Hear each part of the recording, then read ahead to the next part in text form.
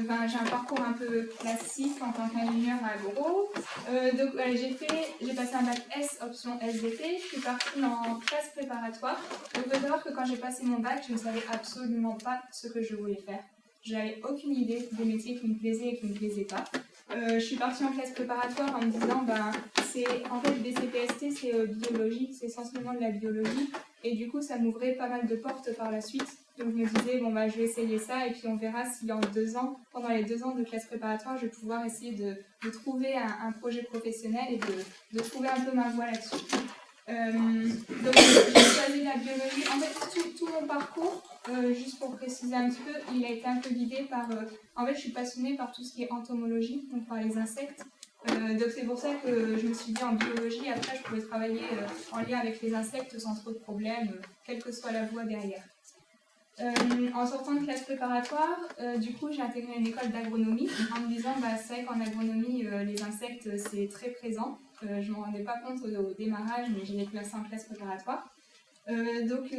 Pourquoi l'école de Rennes aussi par pur hasard en fait. J'avais le choix entre plusieurs écoles et c'est vrai que Rennes me plaisait bien. Il y avait une spécialisation aussi en génie de l'environnement, en protection et aménagement des milieux.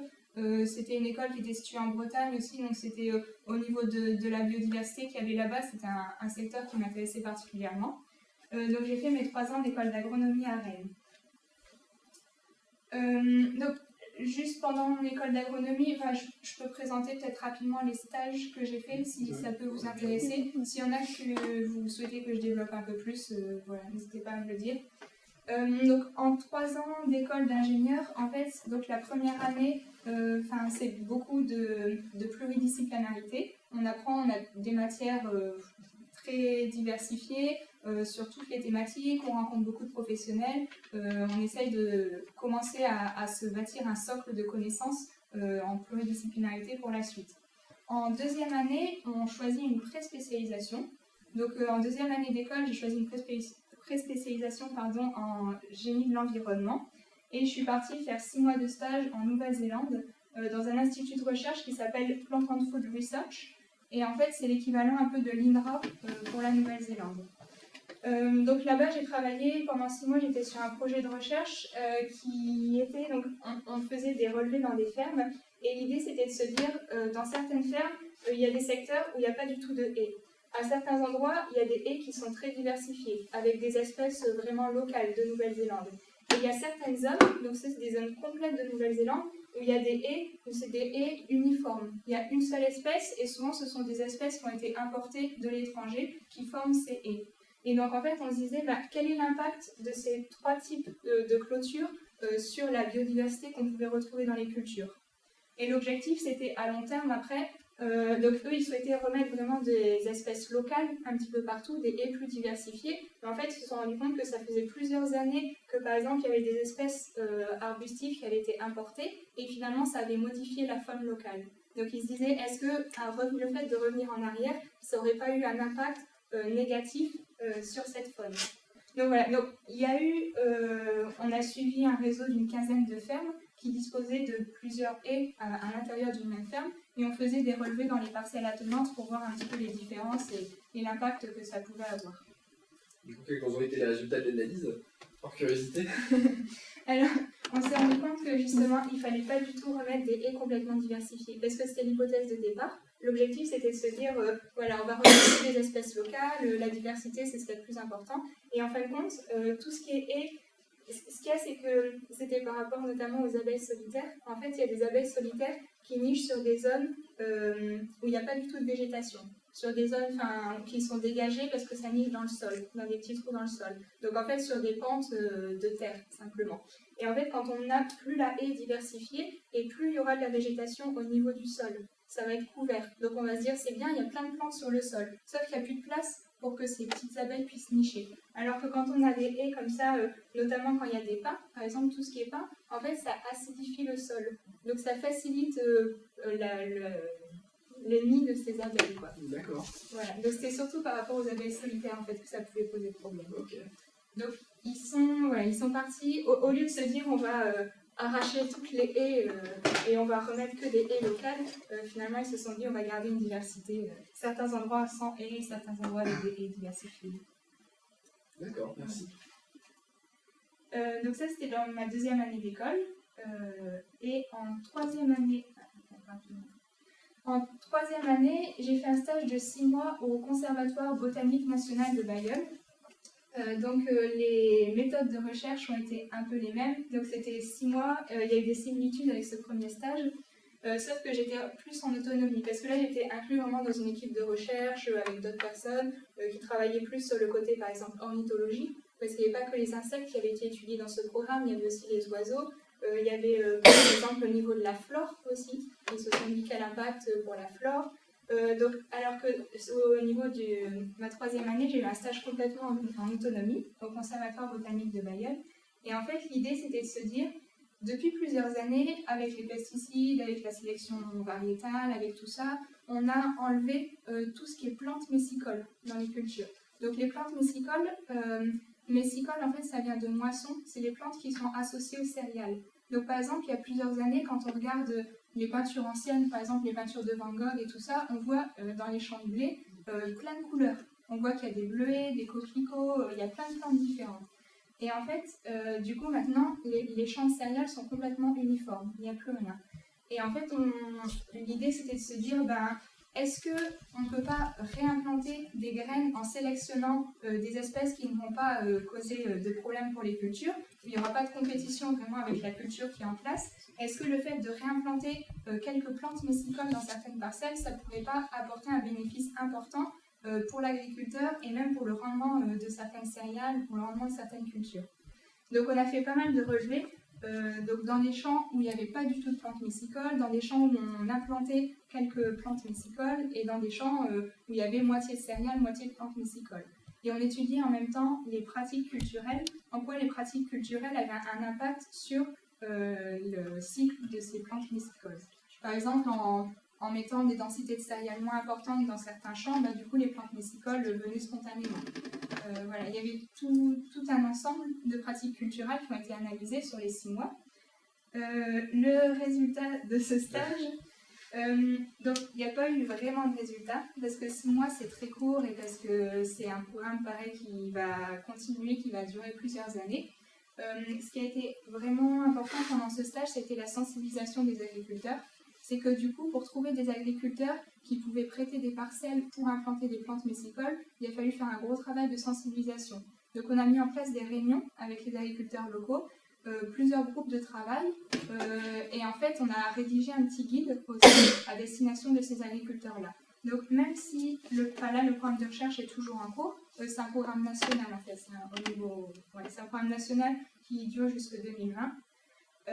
Et en fait, ce qui a été vraiment important, ça a été le fait que les agriculteurs ont pris conscience qu'il y avait ces petites plantes-là, que ces petites plantes-là, elles pouvaient leur apporter quelque chose.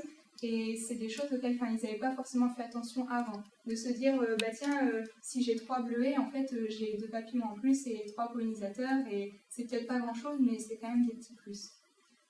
Parce qu'ils étaient beaucoup sensibilisés sur ce qui était bandes enherbées, par exemple. Les plantes messicoles, ils ne connaissaient pas. Donc voilà. Donc je pense que le gros intérêt du stage, c'était vraiment le côté sensibilisation des agriculteurs. Et ce qui m'a permis aussi de me rendre compte du côté sensibilisation, ça m'intéressait énormément. De me dire, j'aime bien quand les gens n'ont pas conscience de quelque chose, de leur faire prendre conscience. En fait, c'était ça c'est ça qui m'a vraiment attiré là-dedans. Et pendant mes 3 ans d'école, donc j'ai participé à un programme de recherche aussi sur les 3 années, donc en intermittence par rapport aux autres stages que j'ai fait. Donc c'était sur l'écrevisse, c'est l'écrevisse à pattes blanches, Ostramopotamus palipes. En fait, je sais pas, il y en a qui sont intéressés par l'agroécologie, préservation de l'eau et tout ça, peut-être, donc je vais... Ouais. Donc en fait c'était vraiment multipartenarial ce projet, c'est qu'on était avec des agences de l'eau, on était avec des communautés de communes, on était avec des chercheurs qui étaient présents sur mon campus, il y avait pas mal de partenaires qui ont travaillé là-dessus. Et en fait c'est que 2 années avant que j'arrive sur le campus, avant ma première année d'école, il y a eu un programme de restauration écologique des cours d'eau. qui a été mis en place. Pourquoi? Donc c'est un peu la photo qu'on voit là-haut avec la vache, c'est qu'en fait en Bretagne, il y a énormément de petits cours d'eau. Donc là c'était dans un bassin versant particulier, mais il y avait beaucoup de petits cours d'eau. Et en fait la plupart du temps, les pâtures qui étaient attenantes n'étaient pas du tout clôturées. Donc en fait les vaches, elles venaient s'abreuver directement dans les cours d'eau. En s'abreuvant dans les cours d'eau, elles piétinaient les berges, il y avait toujours une érosion des berges importante, elles salissaient les cours d'eau. Enfin, c'était pas propre et en fait les cours d'eau ont été complètement dégradés ainsi avec les bousses de vache et tout ça.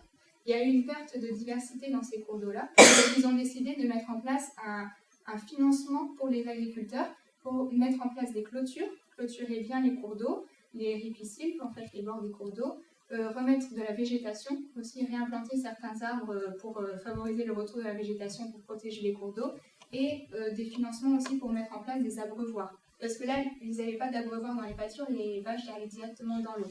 Donc en fait, ils ont mis en place des abreuvoirs, des abreuvoirs pour que l'eau soit puisée et pour abreuver les vaches dans les pâtures. Donc à la suite de ce programme de recherche-là, donc ça faisait 2 ans qu'il était mis en place, et ils se sont dit, mais en fait, on ne sait pas les conséquences que ce programme a pu avoir. On sait que maintenant, il y a des cours d'eau qui sont clôturés. Voilà, on pense qu'il y a eu un retour de la diversité, mais finalement, personne n'est là pour... on ne sait pas comment le quantifier, comment évaluer, en fait, ce programme-là. Donc du coup, sur les 3 ans, ce qu'on s'est dit, c'est qu'il y a une petite espèce, donc l'écrevisse à pattes blanches, qui est extrêmement sensible à la qualité de l'eau.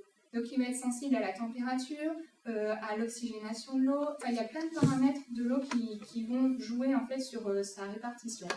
Cette espèce a été présente, donc on a fait des recherches plusieurs années avant, il y a quasiment 200 ans avant la dégradation des cours d'eau, cette espèce était présente. Elle a disparu petit à petit, il n'y en avait quasiment plus. Et quand le programme de recherche a été mis en place, en fin de compte, on s'est rendu compte qu'à certains endroits, on retrouvait cette espèce qui réapparaissait. Et du coup, on a voulu évaluer le retour, la répartition géographique de cette espèce sur le bassin versant pour savoir si effectivement l'espèce était de retour, ce qui indiquait que le cours d'eau avait une meilleure qualité. Donc en fait, ça a été c'était des nuits parce que c'est une espèce nocturne. Donc en fait, pendant la nuit, on sortait et on comptait le nombre d'écrevisons. On arpentait des cours d'eau, parfois il n'y avait rien. Donc, parfois on passait 3 heures ou 4 heures à la nuit à arpenter un cours d'eau, on ne trouvait absolument aucune trace de rien. À chaque fois on prenait, avec une sonde, le taux d'oxygénation de l'eau, on prenait pas mal de paramètres pour savoir, parce qu'il n'y avait pas que la qualité de l'eau qui rentrait en jeu, il y avait la luminosité, il y avait en fonction de la lune aussi, ça agit énormément sur le cycle de cette espèce. Il y avait pas mal de paramètres qui étaient à prendre en compte. Et après on a fait une carte, donc on a utilisé des systèmes d'information géographique type ArcGIS, pour vraiment évaluer l'évolution de la régulation. Et en fait, pendant mes 3 années d'école, on a vu en effet que cette espèce commençait petit à petit à repeupler certains cours d'eau. Donc il y a eu d'autres paramètres qui ont été étudiés, notamment par exemple, en fait il y a des escaliers au niveau de certains cours d'eau, l'espèce était bloquée parfois avec des barrages qui n'existaient pas auparavant, donc même si c'était des petits barrages, parfois il y avait plein d'autres paramètres qui ont été pris en compte, mais en gros pendant les 3 ans on a vu vraiment sur la carte qu'il y avait une évolution positive de cette espèce. Donc on a pu dire que voilà, le programme de subvention qui avait permis d'améliorer la qualité de l'eau avait vraiment, on a pu quantifier en fait son impact sur la faune. C'était avec l'INRA, ça? Il y avait des chercheurs de l'INRA. Après, il y avait des personnes de la communauté de communes, il y avait des chargés de mission et il y avait aussi des agences de l'eau. Parce qu'en fait, le programme, au départ, c'était initié par l'agence de l'eau. Et toi, tu étais dans l'agence de l'eau ou plus dans quelle structure? En fait, nous, on était sur le campus, donc plus avec l'INRA. En fait, on est sorti avec les chercheurs de l'INRA. Mais après, c'était officieux. Enfin, c'était pas un vrai stage, c'était plus participation aux travaux de recherche au fur et à mesure. Oui. Là, je parle surtout de l'écrevisse à pattes blanches comme bioindicateur, en fait.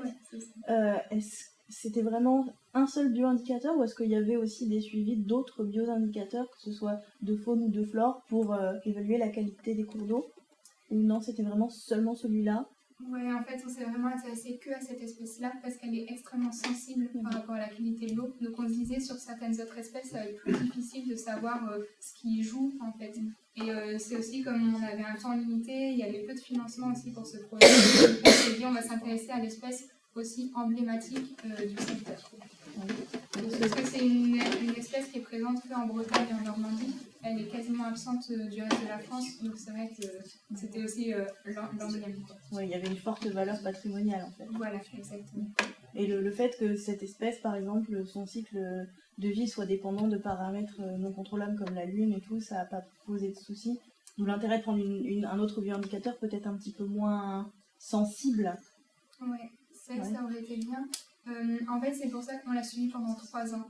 Donc en fait, à chaque fois, chaque sortie où on faisait des évaluations, on notait vraiment tous les paramètres. Donc la vitesse, direction du vent, la phase de la lune, vraiment tous les paramètres étaient pris en compte. On avait une fiche, à peu près une trentaine de paramètres de l'environnement. Et après, en fait, on a utilisé avec des logiciels de statistiques, on a essayé d'évaluer l'impact un petit peu de chacun des paramètres qui avaient été évalués.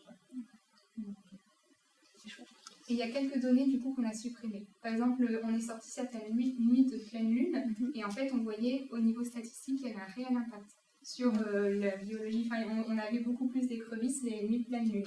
Donc du coup, toutes ces nuits-là, on les a supprimées pour les données finales. Quoi. Là, il y a trop d'impact, quoi. Ça peut pas. Ce ne sera pas significatif après.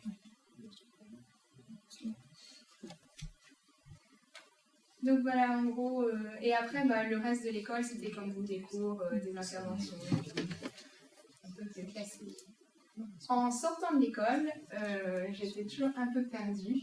Alors, pendant l'école, en fait, j'ai participé à pas mal de travaux à droite à gauche, j'ai rencontré beaucoup de professionnels aussi, j'ai essayé de me faire un réseau, j'ai commencé à naviguer un petit peu dans toutes les associations possibles et imaginables en protection de l'environnement. Mais j'avais toujours du mal à me positionner sur un métier particulier, sur un travail. Et en fait, du coup, j'ai choisi de faire un service civique pour démarrer, en me disant c'est pas trop prenant le service civique, on peut l'arrêter. Si on trouve un CDD ou un CDI, on peut l'arrêter du jour au lendemain. Il n'y a pas d'engagement et ça me permet de tester un petit peu.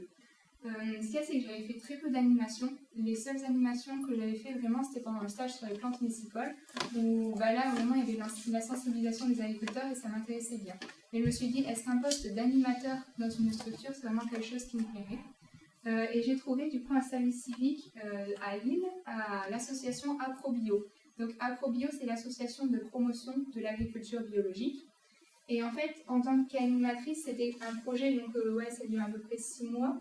Et en fait, sur les 6 mois, j'avais en charge certaines cantines qui voulaient introduire du bio en fait, en restauration collective.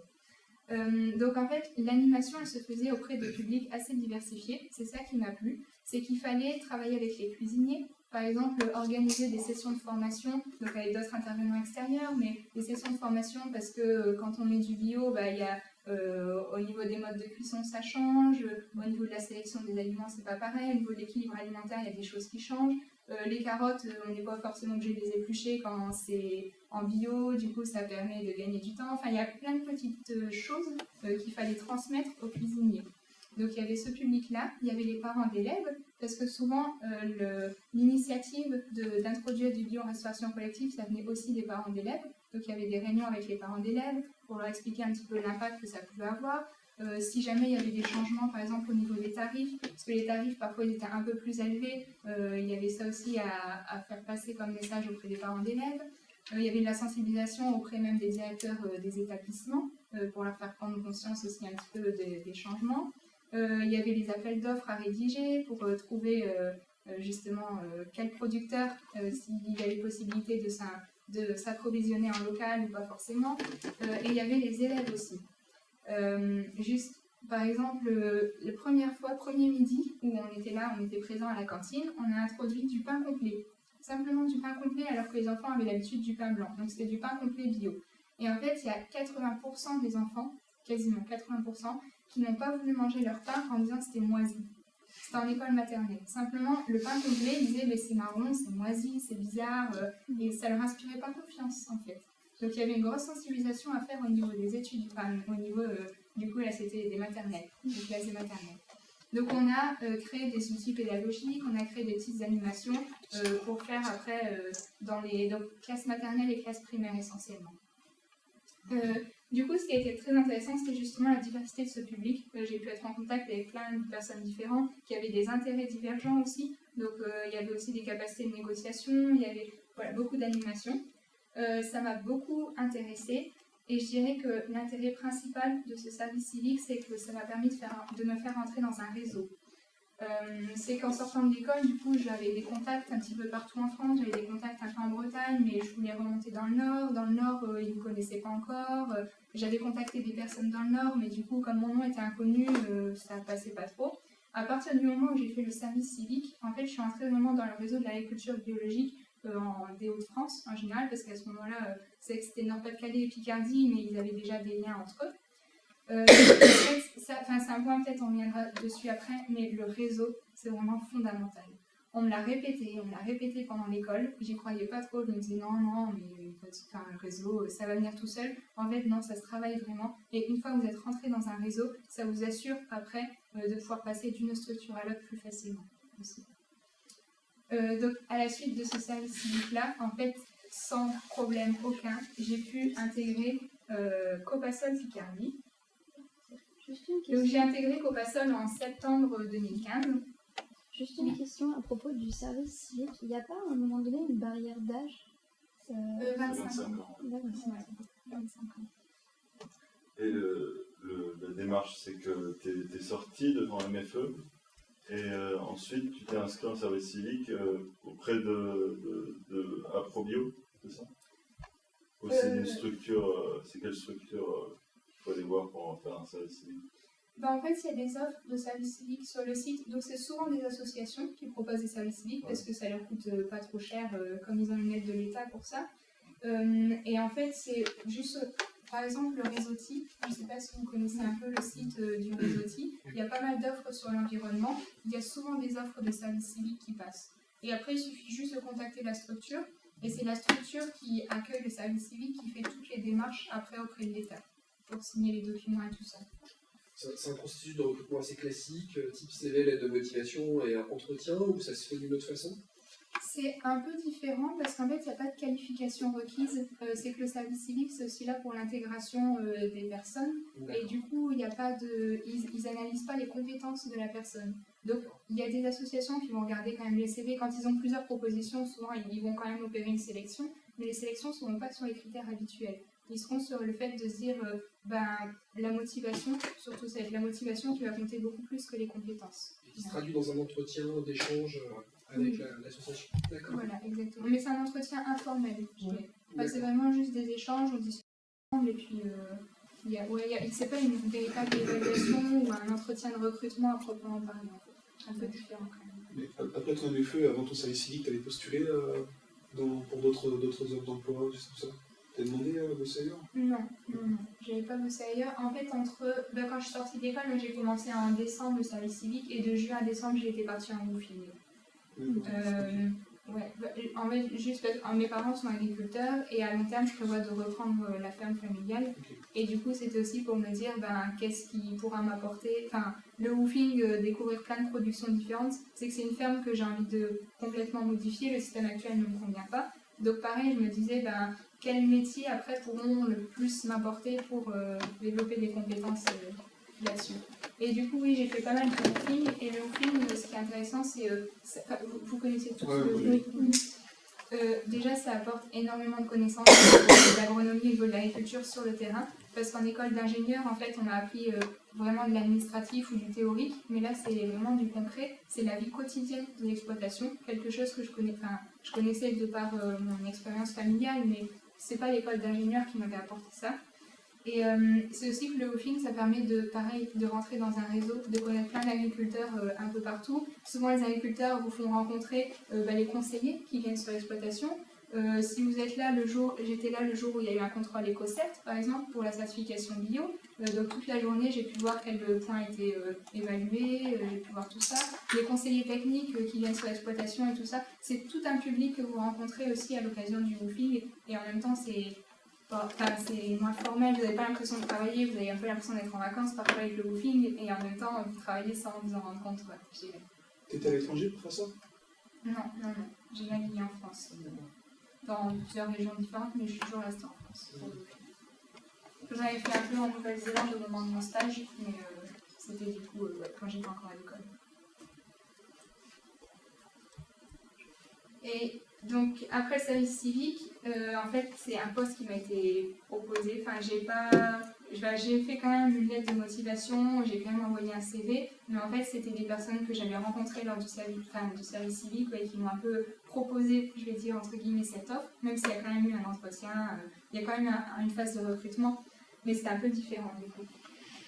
Et donc j'ai intégré Copasol, donc le collectif pour l'agriculture solidaire. Du coup après je vous décrirai un peu plus précisément l'association. Et je l'ai intégrée en tant qu'accompagnatrice de projets agricoles.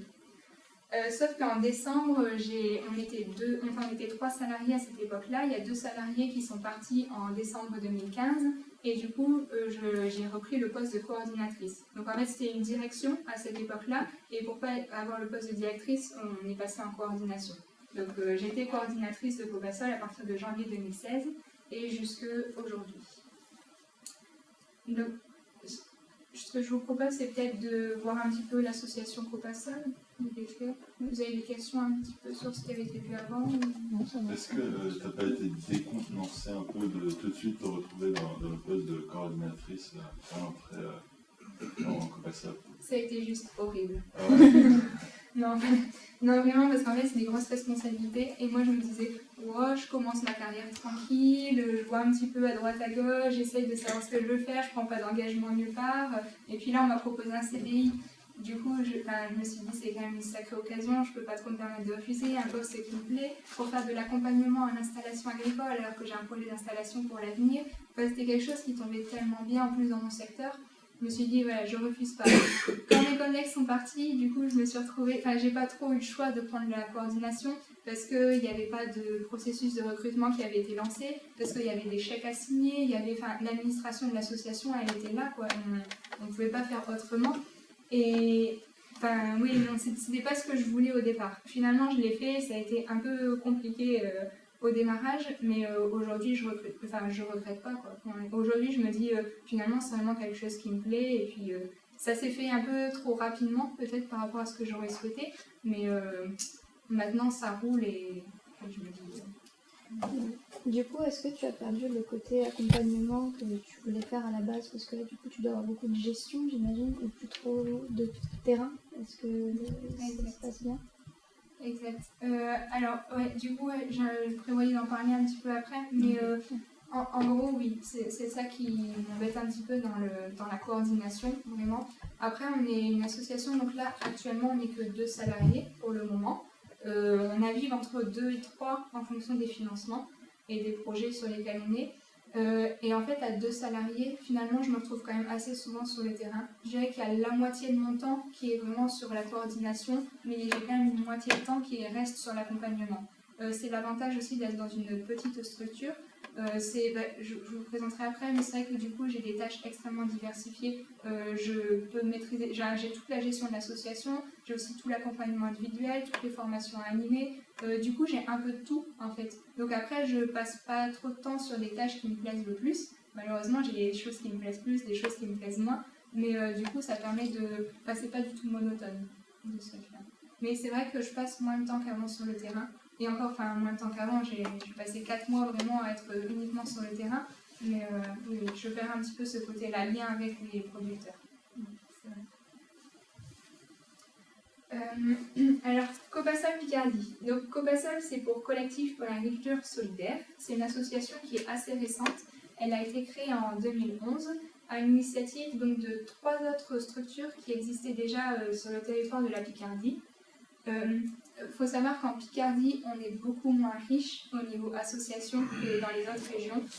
À titre d'exemple, donc là, on est 4 associations à travailler sur l'agriculture en Picardie. Dans le Nord-Pas-de-Calais, ils sont 12. Donc voilà, il y a quand même une sacrée différence. Et dans d'autres régions, c'est variable suivant les régions, mais généralement, il y a quand même un tissu associatif qui est un peu plus dense qu'en Picardie. Donc avant 2011, il y a ces 3 associations-là qui travaillaient déjà ensemble. Donc c'est la Fédération des AMAP, de Picardie. Est-ce que, vous connaissez tous les AMAP? Oui. Terre de Liens, pareil, je ne sais pas si vous C'est avez bon. Non. Terre de Liens. Non, ça non. Alors, du coup, les plaquettes, vous les prendrez peut-être en partant. Il y a les plaquettes de présentation un peu de Terre de Liens, Copasol, la Fédération des AMAP. En fait, Terre de Liens, leur objectif principal, c'est de faciliter l'accès au foncier pour les porteurs de projets. Parce qu'aujourd'hui, c'est une réalité, d'autant plus en Picardie qu'ailleurs, c'est que quand on n'est pas issu du monde agricole, par exemple, on va avoir plus de mal à trouver des terres pour s'installer. Les terres, elles sont de plus en plus chères, et les agriculteurs qui ont des terres, ils s'accrochent souvent à leurs terres, et c'est difficile parfois de trouver quelques hectares pour s'installer. Et donc en fait, Terre de Liens, eux, ils considèrent la terre comme un bien nourricier, un bien collectif nourricier. Ils considèrent que la terre doit un peu appartenir à tout le monde, et la propriété du foncier, c'est une propriété qui est un peu un leur, selon les objectifs de l'association. Donc Terre de Liens, sur le terrain, en fait, ils font de l'accompagnement de porteurs de projets qui recherchent des terres. Donc ils les aident sur toutes les démarches, par exemple à contacter des collectivités locales, contacter des élus d'une commune pour négocier, par exemple s'il y a des terres communales qui peuvent être, il y a un bail qui peut être signé sur des terres communales pour ces agriculteurs-là, ils vont essayer d'aller négocier avec les élus. Il y a des juristes, il y a pas mal de juristes en fait, donc ça peut être aussi des conseillers juridiques au niveau, pour signer un bail, il y a des choses auxquelles il faut faire attention, pour pouvoir récupérer des baux parfois sur des terres qui nous appartiennent. Au niveau de la terre, il y a quand même tout ce qui est propriété du droit foncier, c'est quand même quelque chose d'assez complexe. Donc Terre de Liens, ils peuvent donner des conseils sur les agriculteurs ou sur pour les porteurs de projets. Et après, ils font aussi de la sensibilisation auprès des citoyens. Et en fait, ils ont un outil particulier qui s'appelle la foncière Terre de Liens. Et en fait, les citoyens peuvent épargner de l'argent. Donc, ils peuvent dire, par exemple, j'ai 100 € de côté, je vais mettre 100 € pour la foncière Terre de Liens. C'est pas un don, ça peut être un don si on le souhaite, mais ça peut être une épargne, donc de l'argent qui va pouvoir être récupéré derrière. Donc, il n'y aura pas d'intérêt, mais c'est quand même de l'argent qui va pouvoir être récupéré les années suivantes. Et en fait, cette foncière, elle a collecté. Là c'est plusieurs, je ne saurais pas vous dire combien, mais c'est quand même plusieurs millions, ça se compte en millions quand même d'euros au niveau de la France, qui permet à Terre de Liens d'acheter des fermes et de mettre des beaux, donc c'est un bail rural environnemental à des porteurs de projets. Donc par exemple, nous, ici il y a des agriculteurs qui sont installés sur une ancienne ferme, donc il y a 2 paysans boulangers. Je ne sais pas si vous en avez déjà entendu parler. Il y a 2 paysans boulangers qui ne sont pas très loin d'ici, qui sont installés sur une ferme Terre de Liens. Donc c'est l'association qui a acheté la ferme. Et du coup, les agriculteurs, c'est des porteurs de projets qui ont pu créer leur activité à cet endroit-là. Dans la Somme, on a aussi 2 maraîchers qui sont sur des terres qui appartiennent à Terre de Liens. Et du coup, l'association, c'est elle qui gère, par exemple, s'il y a des bâtiments, c'est elle qui va faire les travaux. Enfin, elle gère la propriété du coup de ces fermes-là. Et il y a de la sensibilisation auprès des citoyens aussi, pour leur faire prendre conscience un petit peu des problématiques liées au foncier agricole. Voilà, pour le rôle de l'association. Donc la Fédération des AMAP et l'ABP. Donc ABP, c'est Agriculture Biologique en Picardie, c'est l'équivalent des GAB dans les autres régions. Du coup, il y a des techniciens, c'est surtout des techniciens, il y a des personnes pour la sensibilisation, l'animation des filières en agriculture biologique et tout ça. Donc ces 3 associations-là, en fait, c'est quand il y avait un porteur de projet qui arrivait pour s'installer, du coup, il rencontrait, si c'était quelqu'un qui recherchait des terres, par exemple, quelqu'un qui voulait s'installer en maraîchage bio, vendre en AMAP et qui recherchait du foncier.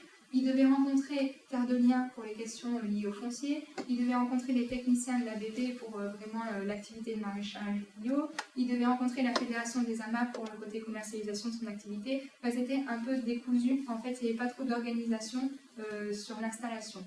Donc ils se sont dit ce sera plus facile, vu le nombre de porteurs de projets croissant au fil des ans, ce sera plus facile de créer une autre structure qui s'occupera uniquement de l'installation agricole. Donc c'est comme ça que Copasol Picardie a été créé en 2011. Donc c'est un accompagnement alternatif à la Chambre d'agriculture, parce que la Chambre d'agriculture fait aussi de l'accompagnement à l'installation, mais on n'aura pas forcément les mêmes types de projets.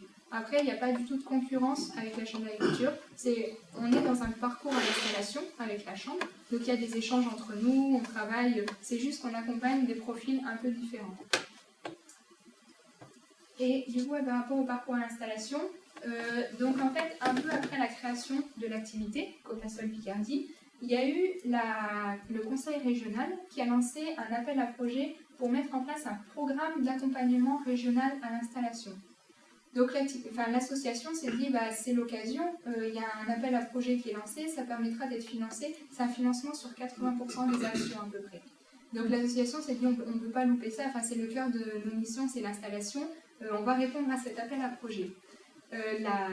La Chambre d'agriculture a répondu également de son côté à cet appel à projet et la région a dit nous on ne peut pas accompagner deux accompagnements complètement différents, vous vous mettez d'accord, vous faites un parcours d'accompagnement tous ensemble, vous travaillez ensemble et puis après c'est les porteurs de projet qui peuvent choisir quelle structure les accompagne. Donc c'est comme ça qu'est né du coup ce qu'on appelle le PARI, aujourd'hui Programme d'accompagnement régional à l'installation. Et après, au fur et à mesure des années, il y a d'autres partenaires qui se sont rajoutés à ce programme-là. Donc au départ, il y avait juste Copasol et la Chambre d'agriculture. Et au fur et à mesure, on a eu donc, les CFPPA sur le côté formation des porteurs de projets. Et on a eu notamment les conseillers comptables qui se sont rajoutés. Donc on a plusieurs conseillers comptables avec qui on travaille. Le CERF France, N-Comptagri, Comptable Conseil aussi. Et on en a d'autres maintenant qui commencent à arriver petit à petit. Donc voilà, donc c'est un projet vraiment multi-partenariat et c'est le cœur de nos actions aujourd'hui. En quoi ça consiste, le programme d'accompagnement régional à l'installation? Donc c'est un accompagnement qui va être adapté complètement au profil et au projet de la personne. C'est un accompagnement individualisé. Il y a des étapes qui sont obligatoires, des étapes qui sont optionnelles. Donc quand on dit obligatoire, c'est obligatoire pour déposer un dossier d'aide par la suite, donc pour avoir des aides de la région. Si jamais les personnes qui s'installent ne souhaitent pas demander d'aide de la région, il n'y a pas d'étape obligatoire au collectif. Ils font vraiment ce qu'ils veulent, quoi. C'est à la carte. Et ouais, il y a des étapes aussi collectives et individuelles. Donc collectif, c'est intéressant parce que du coup, par exemple, on s'est rendu compte au fur et à mesure des années qu'il y avait certains porteurs de projets qui se sont rencontrés au cours de la formation, au cours d'une ou deux journées de formation qu'ils ont fait avec nous, par exemple. Et finalement, quelques années après, ils ont mis en place des systèmes d'entraide entre eux. Ils vont faire de la commercialisation ensemble, ils vont faire des échanges de graines pour les maraîchers. Il y en a même qui se sont mis vraiment en société ensemble, alors qu'au départ, ils se sont rencontrés en tant que porteurs de projets lors des formations. Donc c'est important aussi pour la dynamique du territoire par la suite, une fois qu'ils seront installés. Donc là, vous avez quelques photos de ce qu'on appelle donc, les cafés de l'installation. C'est la toute première étape pour rentrer dans le programme d'accompagnement régional à l'installation. Donc c'est juste un après-midi. En fait, on anime un après-midi d'échange sur la ferme de quelqu'un qui s'est récemment installé. Il s'est installé depuis moins de 3 ans. Et comme ça, on invite tous les porteurs de projets qui sont intéressés, en fait, qui ont un projet d'installation, mais qui n'ont pas encore commencé vraiment le parcours. Et c'est juste que l'agriculteur récemment installé, il témoigne un petit peu. Donc il témoigne, il fait visiter sa ferme, il témoigne des difficultés qu'il a pu avoir, comment il les a surmontées, comment lui il a vécu son installation, ce qu'il aurait pu faire autrement et tout ça. Donc c'est vraiment un après-midi d'échange en fait. Et il y en a un par mois à peu près. Donc nous, Copasol, on est juste là pour animer en fait les échanges. On pose des questions au démarrage à l'agriculteur et après c'est juste pour réguler les questions. Et donc, c'est pas pour tout le monde. En fait, le programme d'accompagnement régional à l'installation, c'est quand même assez restreint. C'est pour des projets agricoles sur moins de 70, avant c'était 70, maintenant c'est 75 hectares par actif, avec, j'ai mis une forêt, c'est une forte valeur ajoutée, ou un élevage d'herbivores. Donc, forte valeur ajoutée, ça va être la commercialisation en circuit court, l'accueil du public, ça va être tout ce qui répond vraiment aux valeurs de notre association. Et donc les objectifs, c'est le montage d'un projet viable et vivable et éventuellement l'obtention des aides à l'installation. Donc on aide sur le côté administratif, mais l'objectif principal, c'est quand même d'assurer la pérennité du projet. C'est d'être sûr que les personnes ne vont pas s'installer et se casser la figure 3 ans après l'installation parce qu'ils auront trop de prêts à rembourser, parce qu'au niveau technique, ils n'ont pas les compétences nécessaires et une fois qu'ils sont installés, ils n'ont plus le temps de se former. Voilà, ça va être s'assurer que le projet sera viable sur du long terme. Et c'est viable et vivable, c'est un peu les deux. C'est qu'on ne peut pas installer des agriculteurs qui font 75, je vais dire 75, il y en a qui font 75, mais qui font un nombre d'heures pas possible et qui au bout de quelques années n'en peuvent plus, ont des problèmes de santé. Et voilà, même si pour eux c'est viable, sur du long terme, c'est pas vivable. Donc, On travaille beaucoup là-dessus. Du coup, je vous ai présenté, enfin là c'est un peu rapidement le parcours. Il y a 3 phases. Il y a une phase d'émergence de projet. L'émergence de projet, c'est pas pour toutes les personnes qui nous contactent. Il y a des personnes, quand elles nous contactent, elles savent exactement ce qu'elles souhaitent faire. Elles savent les productions, elles ont déjà le foncier. Parfois, c'est de la reprise, donc c'est de la reprise sans changement d'exploitation familiale. Ça peut être assez rapide. Donc là, ils rentrent directement en formalisation. L'émergence, c'est pour les personnes qui n'ont pas encore de foncier agricole, qui ne savent pas encore où elles veulent s'installer, qui n'ont pas d'expérience, ou alors qui ont une idée simplement, qui ont envie de s'installer mais qui ne savent pas trop quelle production développer, qui ne savent pas quel circuit de commercialisation utiliser. Tout ça, ça va être de l'émergence de projet. Donc l'émergence, c'est des rendez-vous individuels et c'est des modules collectifs. Donc il y a 2 modules, un module de l'envie au projet, sur 3 jours où on essaye vraiment de travailler avec eux sur leurs convictions, sur ce qu'ils souhaitent faire, l'articulation projet de vie, projet professionnel. Souvent, de l'envie au projet, c'est pour les reconversions professionnelles. Et de mettre en place un plan d'action aussi pour la suite. Et on a un module sur le foncier agricole, donc là c'est co-animé à l'hectare de lien et c'est vraiment pour toutes les démarches liées au foncier et tout ce qui est aussi droit du foncier. Et après, donc l'étape de formalisation. En formalisation, il y a aussi des rendez-vous individuels. En fait, pendant tout le parcours, il y a des rendez-vous individuels à la carte. Quand les personnes en ont besoin, on se pose avec eux. Et puis on essaye de savoir quelles sont les difficultés, qu'est-ce qu'on peut faire pour y remédier. Et c'est souvent, à la fin des rendez-vous individuels, l'objectif c'est de sortir généralement avec un plan d'action. Ils doivent savoir où ils en sont dans le parcours et quelles seront les prochaines étapes. Le mieux, c'est quand on arrive à mettre des dates, à se dire l'installation est prévue par exemple pour 2019, qu'est-ce qu'il faut faire pour en 2017, qu'est-ce qu'il faut faire pour en 2018. D'avoir des grands axes pour que les personnes puissent s'orienter après plus facilement. Et du coup, formation, après on anime des formations aussi un petit peu sur toutes les thématiques, donc je vous présenterai un petit peu les formations après. Et on a un suivi post-installation. Donc ça, le suivi post-installation, c'est pendant 3 ans après l'installation. Et pendant 3 ans, en fait, on s'assure que tout va bien. Donc il y a un rendez-vous minimum par an avec la personne. Et après, pareil, c'est suivant les besoins. Et c'est pendant ce rendez-vous par an, on fait le bilan de l'année qui vient de s'écouler. Et on se dit, en fonction des objectifs que tu t'étais fixés avant l'installation, où tu en es, est-ce que ça se passe bien au niveau économique? Est-ce qu'au niveau de ton temps de travail, tu arrives à gérer comme il faut? Est-ce qu'il y a des choses qu'il faut qu'on revoie ensemble? Ou est-ce que tout roule, quoi? Ou est-ce qu'il faut réfléchir à des nouveaux débouchés? Voilà. On essaye de les aider en fait pendant les 3 premières années et de détecter le plus rapidement possible les difficultés, histoire d'y remédier avant qu'il ne soit trop tard. On dit que c'est pendant 3 ans. Nous, on a des personnes qui se sont installées en 2011, on les accompagne toujours en suivi en fait. Donc, ça dépend. Il y a des personnes qui, au bout de 3 ans, sont complètement autonomes. Même au moment de l'installation, les 3 années, c'est juste un rendez-vous par an pour faire le bilan. Il y a des personnes, il n'y a aucun souci. Et il y en a d'autres, par contre, qui ont plus de difficultés et qui nous appellent plus régulièrement. Plus de difficultés, même pas forcément. Parfois, c'est juste un appel pour se rassurer. Parce qu'ils ont une question, parce qu'ils ont un contrôle bientôt et il y a des éléments qu'ils ne sont pas sûrs de pouvoir présenter ou pas. Il y a plein de petites questions où des fois, ils nous appellent aussi juste pour être sûrs. Donc, c'est simplement les rassurer. Donc voilà en gros le parcours. Et donc, comme dans notre association, on n'est que 2, donc c'est ma collègue et moi. Et en fait, on fait un peu toutes les étapes du parcours. C'est les rendez-vous individuels, on reçoit des personnes à toutes les étapes de leur projet, on fait les bilans de suivi, voilà, il y a un peu, on fait tout ensemble. Et donc par rapport aux formations, au total à Copasol, on anime 50 journées de formation par an. Donc ça fait 25 journées chacune en fait. Par an. Donc il y a un peu toutes thématiques, on dit donc de l'envie au projet pour les reconversions professionnelles, le foncier pour les recherches de terres agricoles, mettre en chiffres son projet. Donc mettre en chiffres, c'est sur 3 jours où on aide vraiment, l'objectif c'est que quand ils sortent de la formation, ils soient un peu autonomes au niveau des chiffres, qu'ils comprennent ce que c'est qu'un EBE, un chiffre d'affaires, qu'ils sachent calculer et qu'ils aient un tableau avec grosso modo les grosses lignes de leur projet.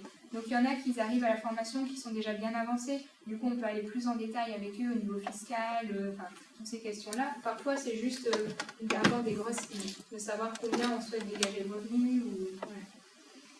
prévention des difficultés, réussir son travail en commun. Enfin, je ne vous les dis pas, mais en gros, il y a vraiment toute thématique.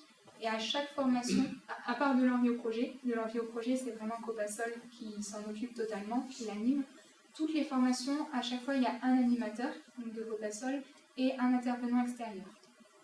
Donc généralement, l'intervenant est là toute la journée et nous, on est là uniquement pour s'assurer du contenu pédagogique. C'est qu'en fait, on a donc là, c'est des financements Vivea, donc on bénéficie de financements pour animer ces formations-là, pour les organiser. En plus, on fait partie d'une démarche qualité. Donc en fait, on est là pour s'assurer voilà, du contenu pédagogique, les méthodes d'animation soient vraiment adaptées au public qui est présent. Parce que parfois, on a des intervenants, on a déjà eu le problème, des intervenants qui sont vraiment dans l'administratif, qui n'ont pas de contact avec les personnes sur le terrain. Donc en fait, ils vont faire un discours comme ça, et puis pendant 2 heures, ils vont parler comme ça, et puis ça va être pénible pour tout le monde, ils vont pas savoir répondre aux questions, et puis ils n'auront pas dire... Enfin, ça va être un discours complètement désordonné, et ça va être super pénible pour les porteurs de projets. Donc ça, ben, nous on est là pour ça, on est là pour se dire, il y a le contenu, mais il y a aussi la manière de présenter, et voilà, donc on est responsable pédagogique des formations. Tout ce dont tu leur expliques là, parce que ça fait quand même large comme thématique, en plus tu as un rôle de formateur. Donc du coup, tu connaître beaucoup plus que ce que les personnes en face construisent. Tu l'as pris comment en fait? Parce que c'est énorme quoi. Comment tu t'es formé aux questions tout ce qui concerne le foncier, l'économique? Est-ce que quand tu es sorti de T'avais des ton fiches école de qui droit, étaient prêtes quand tu es arrivé à Copasol, des trucs comme ça, des... En fait, il y avait quelques formations qui avaient été déjà mises en place avant. Ouais. Donc pour toutes celles qui étaient mises en place avant, comme d'une année sur l'autre, il y en a un peu qui sont modifiées, il y en a qui sont supprimées, il y en a des nouvelles qui arrivent, mais d'une année sur l'autre, comme les premières en tout cas, elles ne bougent pas trop. Donc du coup, j'ai pu reprendre tout ce qui avait été fait. Quand je suis arrivée en septembre, les premières formations, en fait, j'ai fait un peu confiance aux intervenants et j'ai essayé de reprendre les notes de tout ce qui avait été fait, les supports, et puis j'ai vu comment ça se passait. Les premières formations, c'était juste de l'écoute en fait. J'étais là en me disant, j'essaye aussi de récupérer un peu d'informations. Je ne suis pas experte dans aucune des thématiques qui sont présentes là. Enfin, c'est vraiment l'intervenant qui est là pour répondre aux questions et apporter l'expertise en fait sur les domaines. C'est que j'ai des petites connaissances dans tout. Voilà, c'est mon parcours, même en école d'ingénieur, il y a des connaissances théoriques, il y a plein de petites choses, mais après il y a plein de questions que les personnes posent, j'ai pas les réponses. J'ai pas les réponses, mais je suis là quand même pour leur apporter de l'information, leur apporter les réponses à leurs questions. Donc si moi je les ai pas, il faut que je trouve l'interlocuteur qui pourra y répondre. Du coup, c'est ça l'avantage aussi de Copasol, c'est qu'on a plein de partenaires, on est quand même un réseau d'associations, même avec la chambre, et c'est que si jamais il y a quelqu'un qui pose une question et j'ai pas la réponse, tout de suite j'essaye de voir qui pourrait y répondre, j'appelle, et puis comme ça, même si c'est une semaine après, au moins le porteur de projet il a sa réponse. Mais c'est au fur et à mesure des formations. Il y en a, mettre en chiffre son projet, on en fait 6 par an. J'en fais minimum 3 ou 4 par an. Là, je commence à bien connaître le contenu et c'est rodé, il n'y a pas de souci. Mais les premières fois, j'étais plus là à écouter, à me dire je ne sais rien, on me posait des questions, aucune idée. Après, ce qu'il faut, c'est juste être honnête avec les porteurs de projet. C'est qu'au démarrage, les premiers mois, je disais je viens de démarrer, je sors de l'école, je n'ai pas les réponses, j'ai pas forcément. J'essaye de faire ce que je peux, mais voilà, il faut juste être honnête avec les porteurs de projets. Et je pense que dans tous les métiers, en sortant de l'école, ça va être ça. Au début, ça va être difficile, on n'a pas forcément les réponses et ça se comprend, quoi. Enfin, c'est normal.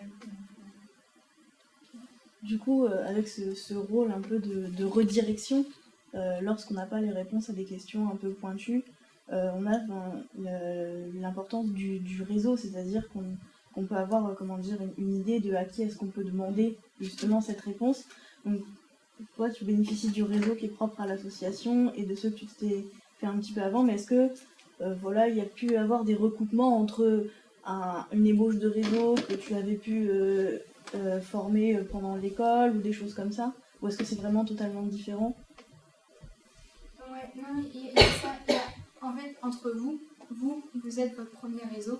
Enfin, en fait, moi, il y a parfois des contacts que j'ai eus, des personnes de ma promotion à l'école ou des personnes des promotions précédentes que j'ai connues, ou même des professeurs qui m'ont donné les contacts d'anciens élèves, en fait. Il n'y a pas longtemps, donc là, au mois de juin, j'anime un gros salon qui s'appelle Terreau Bio, un salon technique des cultures bio. J'ai contacté le GAB Île-de-France, en fait, en me disant, je vais essayer de lancer un message pour voir s'ils veulent mettre en place un partenariat, je ne savais pas trop. En fait, c'est une personne de ma promotion et même de ma spécialisation qui m'a répondu en disant « Oh, mais ça me fait plaisir d'avoir des nouvelles, moi je travaille au Gabine de France, bah écoute, ça tombe bien, j'ai envie de te voir, ok, on fait un partenariat ensemble. » Ben, je m'y attendais pas, quoi. Enfin, c'était, j'ai essayé au cas où, mais je pensais pas que le gars allait être intéressé. Mais le fait que ce soit quelqu'un de ma promotion, du coup, la personne était motivée. Elle a réussi à trouver des financements pour venir sur le salon. Elle s'est débrouillée et finalement, on va pouvoir animer quelque chose ensemble. Et je pense que ça, c'est vraiment important, en fait, parce que après, il y en a qui vont rester sur le territoire. Après, il y en a certains d'entre vous qui seront dispatchés un peu partout en France. Mais en fait, aujourd'hui, nous, on fait partie aussi de réseaux nationaux, du RENETA, un réseau national des espaces tests, par exemple. On envoie régulièrement des mails à plusieurs personnes en France. Ça arrive que ça tombe sur quelqu'un qui a fait la même école que moi, ou qui a déjà vu mon nom parce que, il a déjà vu un truc à droite à gauche. Mais je pense que là, c'est vraiment votre premier réseau, c'est entre vous, quoi. Vous allez tous avoir des postes différents après, mais il ne faudra pas hésiter à garder le lien et vous retrouverez parfois des liens par hasard.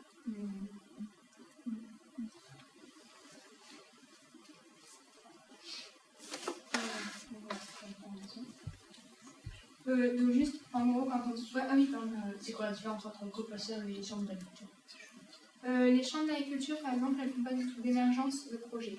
Donc elles, au niveau du parcours qui était présent, elles prennent les personnes en formalisation. Donc si jamais les gens, c'est des reconversions professionnelles, des personnes qui ont besoin de formation, qui n'ont pas encore de terre, elles ne vont pas les accompagner au niveau individuel. Elles vont animer des formations, donc les personnes pourront aller aux formations de la chambre, mais par contre, elles n'auront pas de rendez-vous individuel avec ces personnes-là. Ou alors un rendez-vous de temps en temps, mais elles n'auront pas de temps vraiment financé pour accompagner ces personnes. Nous, Copasson, on a quand même un gros côté d'émergence de projet et on a des outils. On a développé des outils spécifiques, ce qu'on appelle les étoiles de porteurs de projet, des plans d'action et d'accompagnement. On a pas mal d'outils vraiment pour accompagner ce public-là, à l'émergence de projet. Après, je dirais que le reste du parcours il est un peu pareil. Au niveau des formations, du coup, la Chambre va animer d'autres formations. En fait, la Chambre, elle n'anime pas des formations spécifiques pour les porteurs de projets. Elle anime des formations pour les agriculteurs. Que nous, toutes les formations, c'est uniquement pour un public de porteurs de projets. Donc il y a ça. En fait, il y a quelques petites particularités, mais après, on est régulièrement à la Chambre vient régulièrement à Copasol, et ça, c'est l'avantage aussi de travailler avec eux, c'est que du coup, on bénéficie de leur réseau, et eux, ils n'hésitent pas à nous renvoyer parfois des porteurs de projets quand il y a besoin d'accompagnement. On travaille beaucoup plus sur l'accompagnement et sur le côté vivabilité, que la Chambre, elle est plus sur les aspects techniques, administratifs.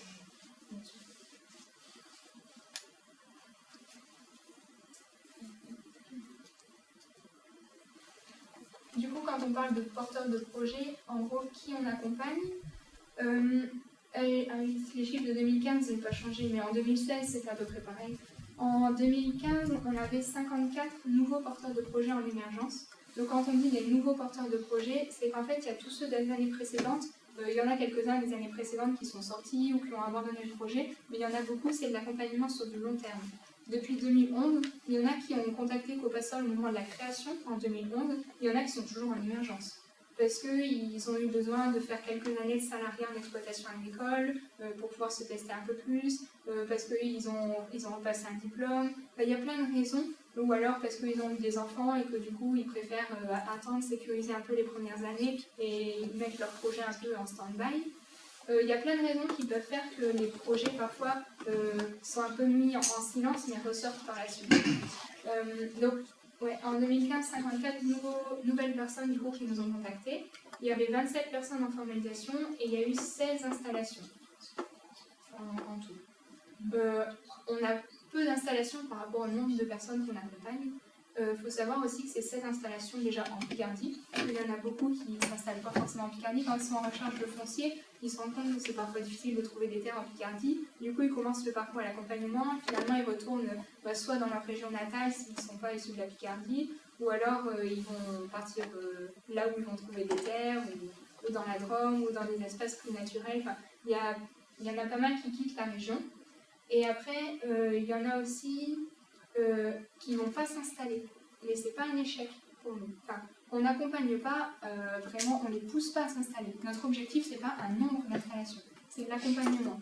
Donc on dit, si jamais la personne n'a pas un profil de chef d'exploitation, si jamais par exemple on en a beaucoup qui sont salariés agricoles, qui sont très bons techniquement, sur le terrain il n'y a aucun souci, ils travaillent très bien, ils ont des compétences techniques, mais par contre ils ne savent pas remplir un dossier. Au niveau administratif, c'est pas du tout ça. Ils n'ont pas de capacité au niveau de gestion, au niveau de l'économie de l'exploitation, ils ne comprennent pas forcément l'économie. Ils ont des difficultés par rapport à tout ce qui est gestion, et en fait on ne va pas les conseiller à l'installation. On va leur dire est-ce que tu n'as pas envie de rester salarié, est-ce qu'on n'arrive pas à trouver quelqu'un qui va pouvoir faire la gestion, comme ça tu seras salarié mais tu auras quand même une prise de décision possible. Enfin, on va essayer de trouver un arrangement pour pas qu'ils fassent une réelle installation. Voilà. Donc en fait il y a des personnes qui ne vont pas s'installer au final, ou alors il y en a qui vont se tester et qui vont dire non, le maraîchage en fait c'est super compliqué, j'en ai plein le dos au bout de 3 semaines, du coup je ne me vois pas faire ça toute ma vie. Et, enfin voilà, il y en a qui se testent mais finalement qui ne vont pas s'installer. Et c'est pas un échec, c'est juste que c'est pas ce qu'il leur fallait quoi. Donc, et en tant que profil, on voit qu'au niveau des profils des porteurs de projets, c'est beaucoup de maraîchage quand même. On a la moitié, enfin tout ce qui est bleu là, c'est vraiment du maraîchage. Maraîchage et après en rouge, c'est bovin.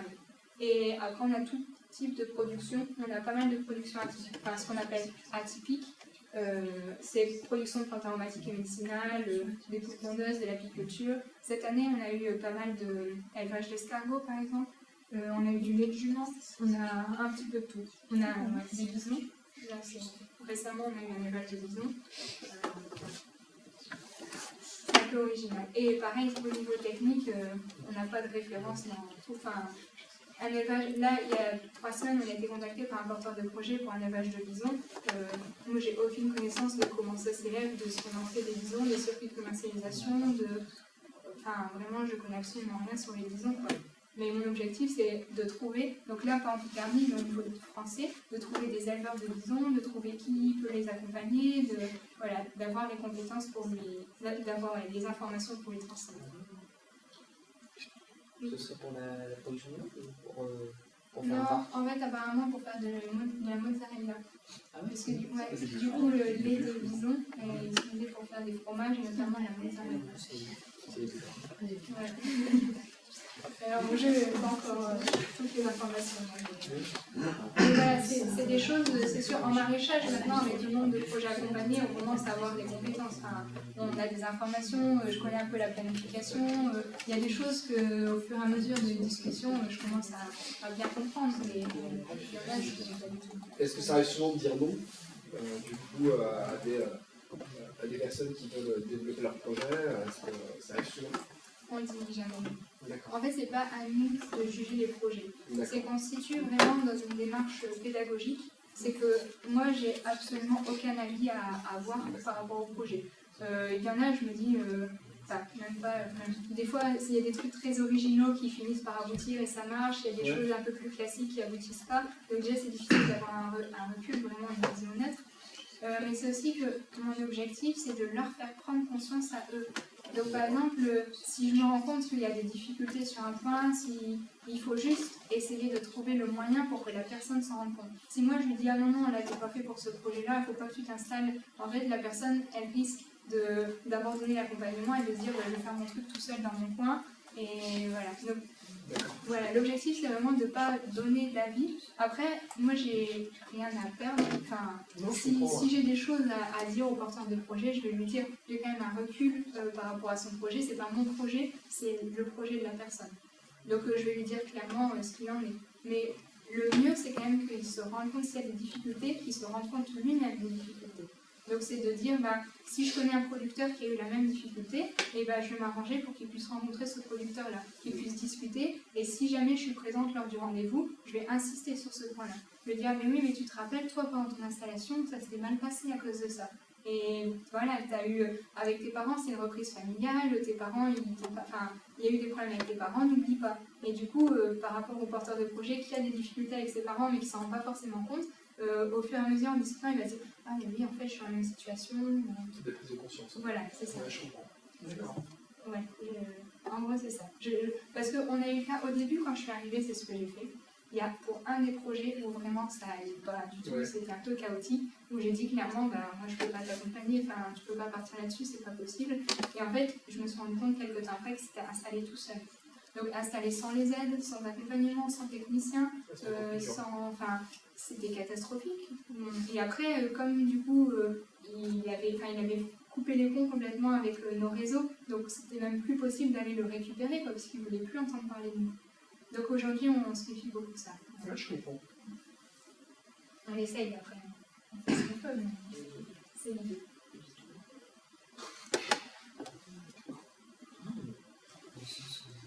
Et oui, donc depuis récemment aussi, on travaille un petit peu sur l'accompagnement à la transmission, mais ça, la transmission, c'est directement lié à l'installation en fait. Donc, ce qu'il y a, c'est qu'il y a une étude en 2013 qui a montré qu'en Picardie, il y a un tiers des agriculteurs bio qui ont plus de 50 ans, et il n'y a que 53% des personnes qui prévoient de prendre leur retraite qui connaissent leur repreneur. Donc, il y a beaucoup d'exploitations bio, du coup, qui partent soit à l'agrandissement, soit qui sont déconverties parce qu'elles repassent en conventionnel avec d'autres... Enfin, voilà, pour l'agrandissement, parfois ça repasse en conventionnel, donc il y a un gros enjeu là-dessus. Et du coup, on a mené pas mal d'études. Sur 2013-2014, on a mis en place un parcours d'accompagnement à la transmission, un petit peu ce qu'on fait pour l'installation. Donc, parfois, il n'y a pas que les porteurs de projets à l'installation qui ont besoin d'être accompagnés, mais ceux qui souhaitent prendre leur retraite aussi pour la transmission, pour une bonne transmission de l'exploitation. Parfois, ils n'ont pas de projet pour la retraite, ils ne savent pas trop à qui transmettre. Enfin, il y a beaucoup de questions qui sont posées et ils ont besoin aussi d'un accompagnement humain, et là, notamment l'accompagnement administratif là-dessus. Et du coup, en 2015, c'est vraiment en 2015 qu'il y a eu un gros travail, c'est qu'on a créé des outils d'accompagnement et on a commencé un suivi individualisé des cédants. Et en 2016, on a commencé la création, donc on a créé plusieurs formations, un parcours de formation, et on a animé une journée d'échange cédant-repreneur. Donc pour commencer un petit peu à démarrer vraiment sur la transmission. Du coup, c'est assez récent. Donc c'est le parcours, enfin je ne vais pas revenir dessus, mais en gros, il y a un parcours à la transmission qui a été créé.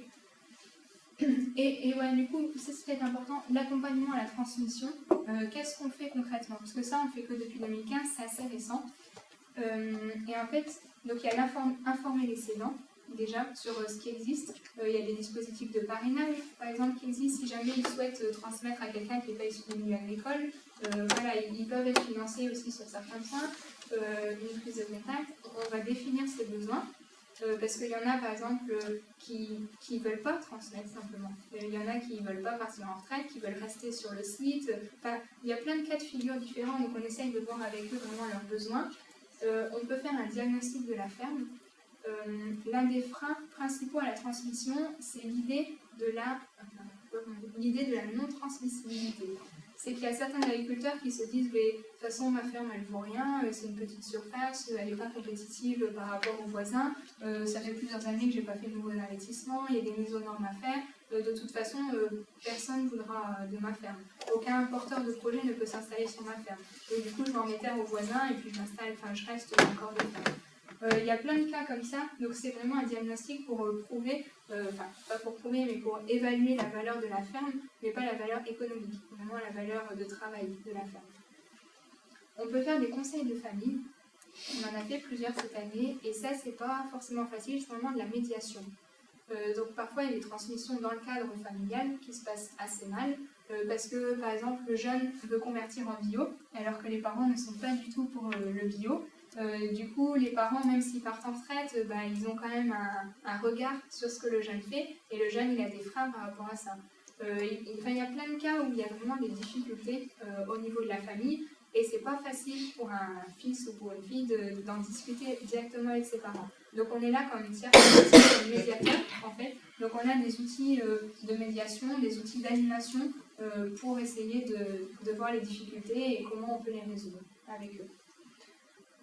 Communication sur la volonté des cédants à transmettre, c'est qu'en fait on peut aider les cédants à rédiger des offres parce qu'il y a des cédants par exemple qui veulent rédiger une présentation de la ferme pour pouvoir transmettre après aux porteurs de projet, pour pouvoir mettre sur les journaux agricoles, tout ça, et parfois c'est pas facile pour eux en fait, ils n'ont pas de regard extérieur. La ferme a tellement de valeur à leurs yeux que eux rédiger une offre en 3 lignes sur leur ferme, ils n'y arrivent pas trop. Donc le fait qu'on ait un regard extérieur, ça peut les aider aussi à ça. Mise en relation, médiation entre le cédant et des repreneurs potentiels. Donc ça c'est aussi pareil, ça va être de la médiation. C'est si jamais on voit qu'il y a un porteur de projet qui correspond exactement au profil qui pourrait reprendre la ferme, qu'il n'y a pas de repreneur, en fait on va organiser une première réunion entre les deux parties et du coup on est là pour animer en fait cette première réunion.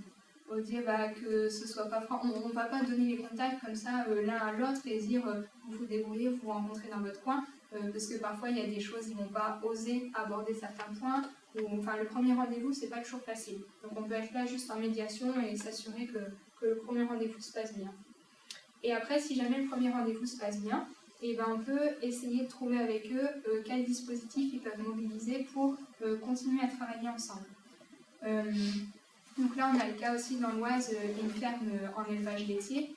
Donc il y a une personne qui est en BPREA et du coup qui souhaite reprendre la ferme. Et elle souhaite travailler qu'un jour par semaine sur l'exploitation.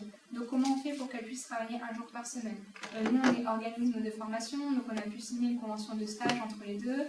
Il y a un parrainage qui a été mis en place. Enfin, on essaye de s'arranger au niveau administratif, au niveau technique, comment on peut faire pour que ça se passe bien et qu'il y ait une période de transition. Et construction du projet d'association et de transmission, donc ça c'est plus les côtés administratifs, techniques, on met en œuvre le projet.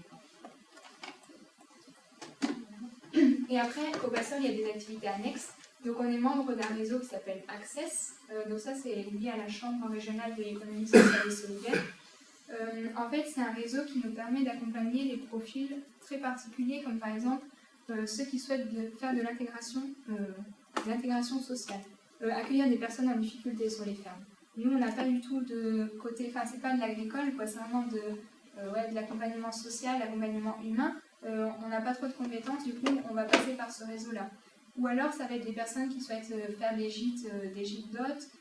Des personnes qui... Enfin, il y a plusieurs types de profils, ou alors un côté touristique. Quand la ferme est uniquement un support pour une activité touristique, que c'est pas la production qui est plus importante, mais ça va être l'accueil de groupe, ça va être ça, on va passer par ce réseau-là. Donc il y a certains profils, certains projets qu'on accompagne avec d'autres personnes du réseau.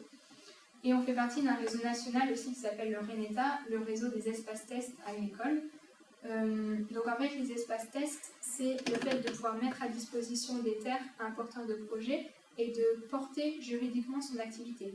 Donc lui, en fait, il a juste à produire, à s'occuper de la production et tout ça, mais il n'a pas encore créé son activité officiellement, mais il peut quand même produire comme si il était installé.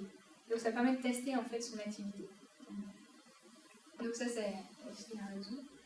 On fait un accompagnement des territoires conjoint avec Terre de Liens. Donc ça c'est pareil, là on a de plus en plus de maires qui peuvent mettre à disposition des terres communales pour installer des maraîchers par exemple. Et du coup on essaye de voir avec eux, donc on va en conseil avec les élus, on essaye de discuter, de montrer ce que le projet peut apporter sur leur territoire, et en même temps de voir avec eux au niveau juridique ce qu'ils peuvent faire, signer le bail, au niveau des échéances, voilà, au niveau de tout ça, c'est une discussion avec les élus. Accompagnement à l'innovation sociale et économique en matière agricole, donc c'est les projets plus spécifiques. Quand on a des projets innovants qu'on ne connaît pas, s'il y a des personnes qui veulent une forme juridique particulière, une scope, si c'est des projets vraiment particuliers comme les bisons par exemple, tout ça c'est des projets il n'y a aucune référence aujourd'hui en Picardie, seulement de l'innovation sur le territoire. Donc là nous on essaie de les accompagner un peu là-dessus. Et après, on a des groupes de travail, mais ça, je reviendrai peut-être un peu après dessus, et un travail de promotion et de sensibilisation. Le travail de sensibilisation, je ne sais pas s'il y en a qui étaient venus un peu. On est venu, par exemple, ici, dans vos locaux, le 15 mars. C'était l'assemblée générale de notre association. Et en fait, à la suite de l'assemblée générale, on a fait une soirée de théâtre-forum sur tout ce qui était reconversion professionnelle, les difficultés des reconversions professionnelles en agriculture. Donc ça, c'est aussi... on n'en fait pas très souvent, on fait 2-3 fois par an, vraiment de la sensibilisation avec des formes culturelles adaptées. Donc là, c'était théâtre-forum, parfois c'est des projections débats un peu plus classiques. On essaie d'utiliser aussi des formes culturelles pour faire passer des messages. Donc voilà, c'est un peu ça.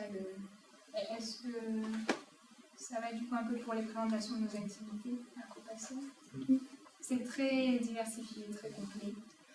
C'est ça qui fait aussi la richesse du métier, je trouve. Enfin, c'est que ça permet de voir plein de personnes différentes, plein de profils aussi différents, parce que les porteurs de projets sont complètement différents de l'un à l'autre. Enfin, même si c'est un projet en maraîchage, par exemple, suivant la personne qui porte le projet, ça va pas du tout être le même plan d'action, ça va pas du tout être même les mêmes étapes, ça va être complètement différent et individualisé. Vu qu'il ne nous reste pas beaucoup de temps et pour laisser place aux questions, justement après, peut-être que tu pourrais, peut-être que tu comptais le faire, passer aux compétences et aux évolutions de carrière possibles dans Copasser. Merci beaucoup.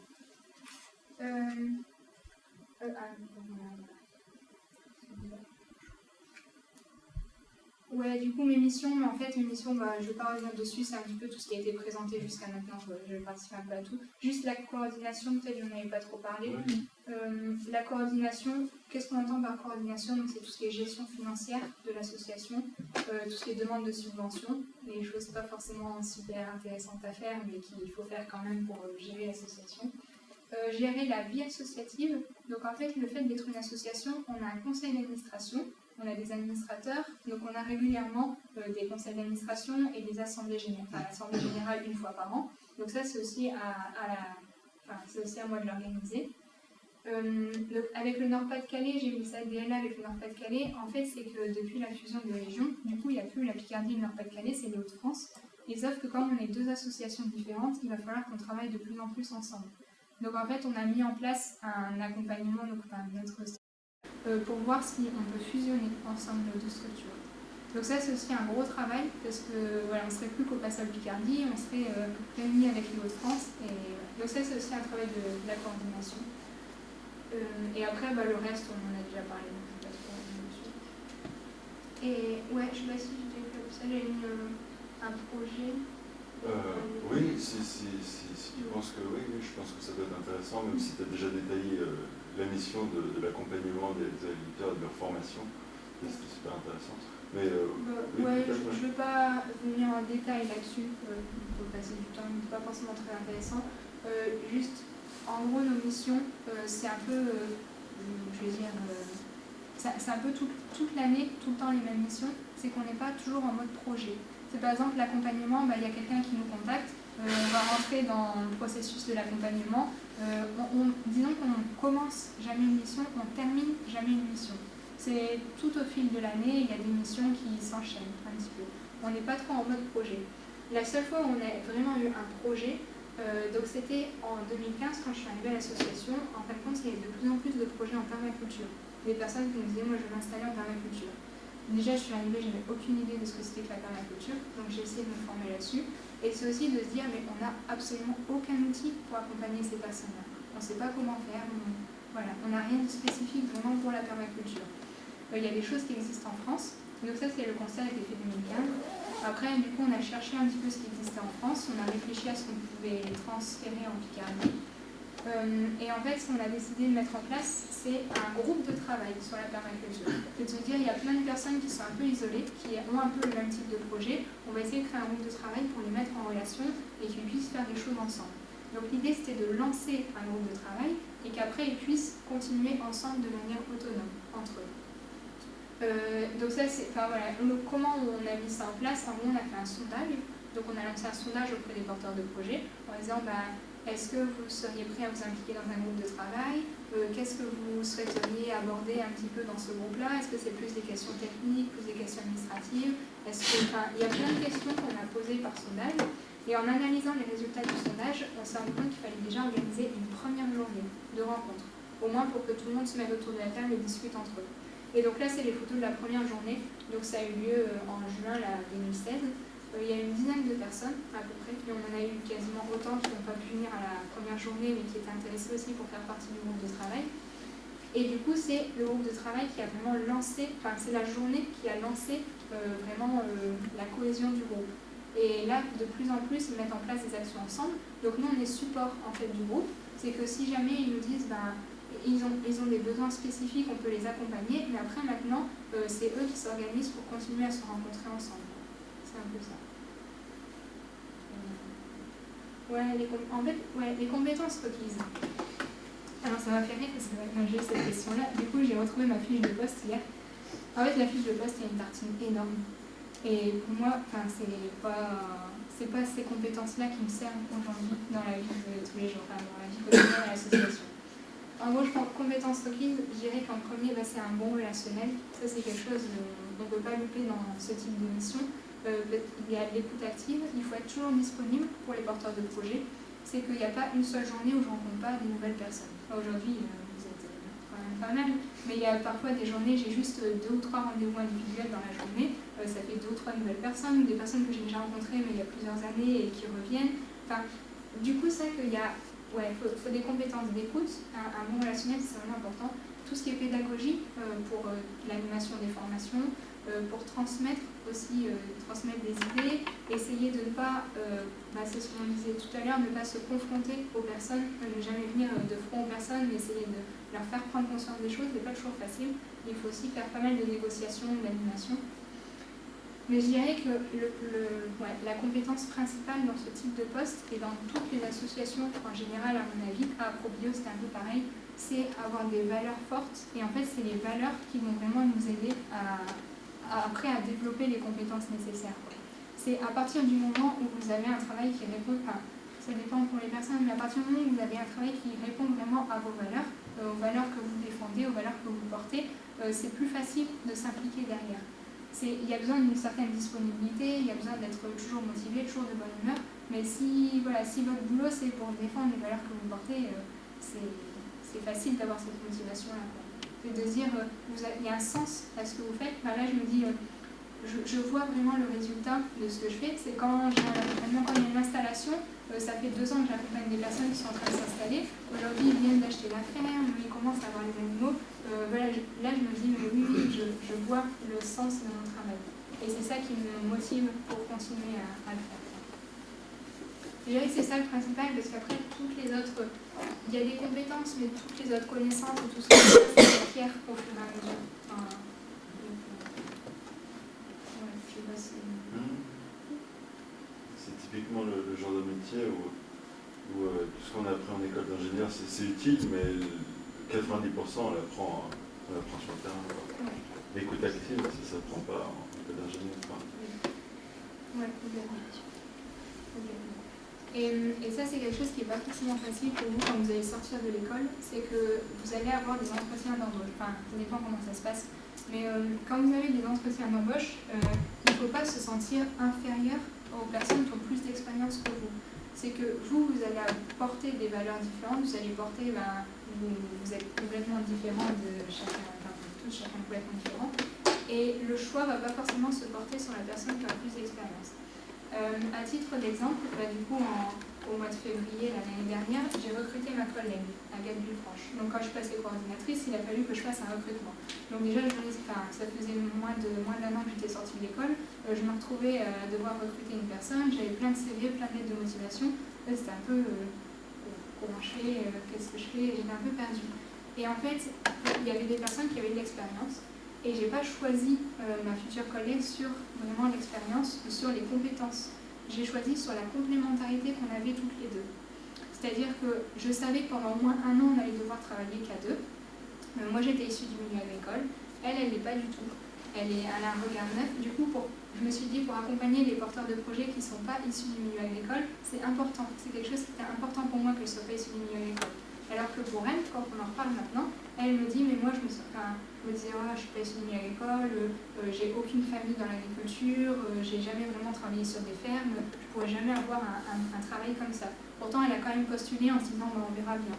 Et finalement, c'est l'un des critères qui m'a fait retenir sa candidature. Et après, dans les autres critères, c'était le fait, par exemple, elle n'est pas du tout à l'aise à l'oral.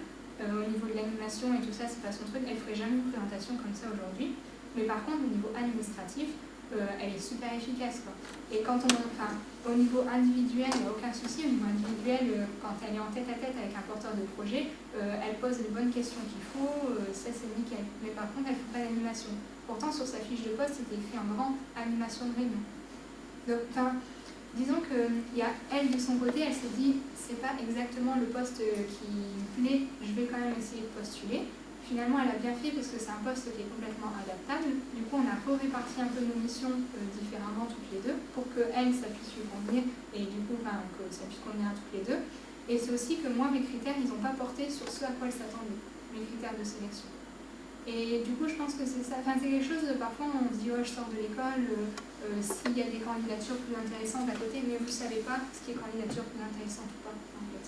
Enfin, c'est ça. Il faut juste être honnête avec, avec les personnes que vous allez rencontrer, que ce soit en entretien de recrutement ou même si vous avez d'autres expériences quand vous commencez votre réseau. Simplement être honnête sur vos compétences, vos connaissances. Quoi. Parce que ça se rend vite compte quand c'est pas tout à fait. Mais après, ouais, je me permets juste de réinsister sur le réseau. Quoi. Enfin, c'est vraiment. J'ai jamais eu autant d'offres d'emploi que depuis que je suis à Copassol. Parce que du coup, quand j'ai des collègues qui partent, j'ai toujours une proposition de poste. Quand il y a des offres d'emploi qui passent dans le réseau, on est les premiers informés, on est les premiers à avoir la proposition. C'est des choses auxquelles je ne me rendais pas compte avant, mais en fait c'est vraiment important. Et même si le premier poste vous correspond pas tout à fait, même si ce n'est pas exactement ce que vous souhaitez faire, parfois ça peut être important, même si c'est un CDD au démarrage, et c'est quand même vachement bien pour se faire expérience, pour vous tester, savoir si c'est vraiment ce que vous avez envie de faire avant de vous impliquer vraiment sur du long terme. Et ouais, pour le réseau, c'est ce que je trouve conseiller. Est-ce que Copassol il va s'agrandir prochainement? Et ouais, alors normalement fusion déjà avec le Nord-Pas-de-Calais 1er janvier 2019. Donc en fait on va passer d'une structure, actuellement on est à 2, on sera à 8 salariés. Donc ça va faire un gros changement sur 8 salariés.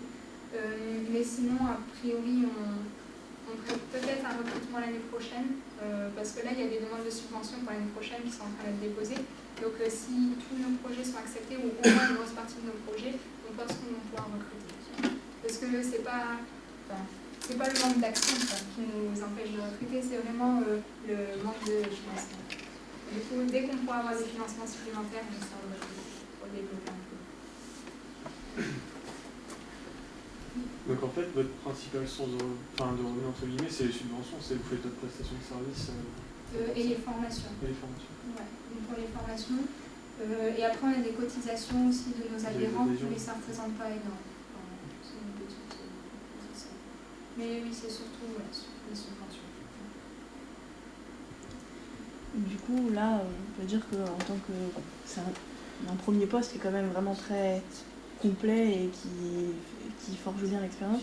Du coup, est-ce que toi, si jamais tu te projettes dans 5 ans, par exemple, tu penses rester dans cette association ou peut-être aller voir autre chose? Alors, en fait, disons qu'il n'y a pas trop de perspective d'évolution. Du coup, là, en tant que coordinatrice, je peux pas, il n'y a rien d'autre. Les seules évolutions qu'il y a, c'est les évolutions au niveau des projets qu'on donne. Par exemple, s'il y a des projets particuliers que je souhaite développer, comme le groupe de travail permaculture, ça c'est quelque chose qui me tenait à cœur. Je me disais de créer un groupe de travail, de créer des outils pour les accompagner, c'était important. Donc du coup, j'ai lancé l'idée et c'est passé. Mais en fait, c'est... disons qu'il n'y a pas trop d'évolution possible. Les missions, elles resteront quand même l'accompagnement, ça reste de base. La seule évolution, c'est du coup avec la fusion avec le Nord-Pas-de-Calais, que je me retrouve coordinatrice d'une structure de 8 personnes au lieu de 2. C'est ça. Après, c'est difficile pour moi de répondre à cette question, parce que dans 5 ans, je me vois installer du coup sur l'exploitation familiale. Mais je pense que c'est bien pour démarrer. C'est un type de poste qui est très complet là pour démarrer, mais d'ici quelques années, à mon avis, je risque, je vais pas dire m'ennuyer parce qu'il y a toujours des choses à faire, mais ce sera un peu répétitif au bout d'un moment quand même. Et du coup, ça vient vraiment de la grande diversité de missions qu'on a eues dès le démarrage. C'est pas comme si on avait à découvrir plusieurs facettes de métier au fur et à mesure. Là, c'est vraiment tout le package d'un seul coup.